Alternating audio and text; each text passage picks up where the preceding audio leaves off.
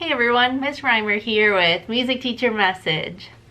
So today I wanted to do the letter F for our instrument alphabet series. So today we are going to be talking about the flute.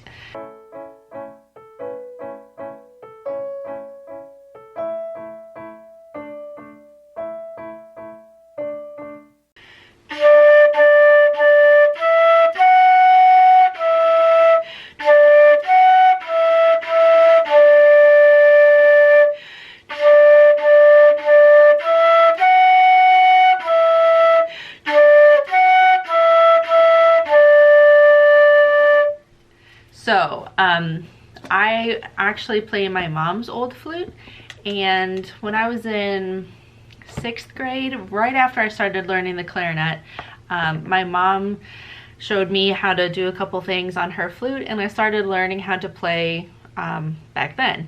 And when I started teaching marching band, I was actually hired as the flute instructor, and I taught the flutes for a couple of years and then switched over to being the clarinet instructor. And clarinet is what I actually majored on. But yeah, the flute and I go way back. Unfortunately, I haven't played it a whole lot recently.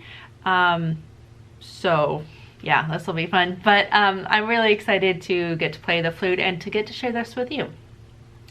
Now, when you open up the flute, there are three basic pieces here. Okay, so we have the head joint, and this is where you blow into, and then we have the middle joint, and it just slides together, and then we have the foot joint, and it goes on the end, and that's it. It's just 3 pieces, pretty easy to put together. You just have to line it up right. Now, a lot of times, like, young kids will mix up flute and recorder, and I have a recorder right here. So recorder is something in our school district, they have to learn it in 4th grade, and the recorder goes into your mouth and it's played like a clarinet is. It's like this, okay, but it goes into your mouth. Now a flute is held sideways, and it just goes right here, and it like rests on like my chin, and then I just blow air into it. It doesn't actually go into my mouth. So a flute and a recorder are actually pretty different. All right, I'd like to play a little bit.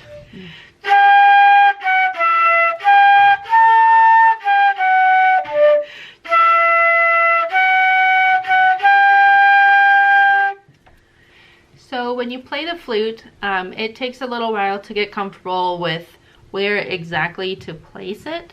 You can see there's this hole, and it needs to be like centered on your lips, but then like how far to roll it takes a little while to get it comfortable, and also how to direct your air to go into it but not totally into it. You know, you're still kind of blowing across. It takes a little while, so that kind of trips up beginning flute players.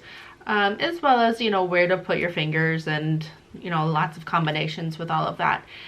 Playing the flute takes a lot of air, and yeah, it just takes a lot of air. So it's something that you have to get used to, but I love playing the flute. I think it's a really pretty instrument.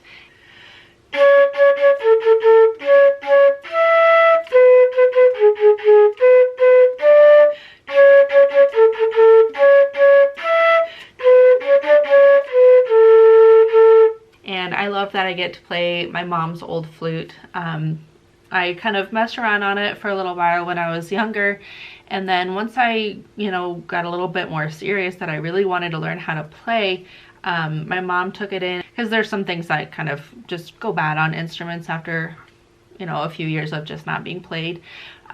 So we got, you know, a couple of things tweaked on it so that I would have a good solid instrument to learn on, and it's been wonderful for me, because this was kind of how I got to start teaching marching band, that there wasn't an opening for clarinet, which was my main instrument, but because I could play the flute, I got to start teaching marching band at a really fantastic band. So the flute will always, you know, hold a special place in my heart, I guess, for me, because that's how I kind of got started teaching marching band.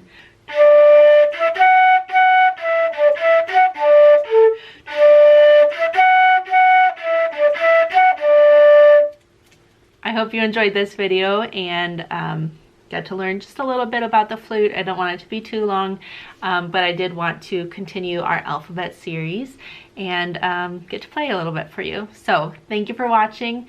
The ukulele video is actually going to come out next weekend, just the way things are scheduled and how long it's taking for the wood glue to dry. Sorry. So next week. Anyway, thank you for watching. I'll see you next week. Bye.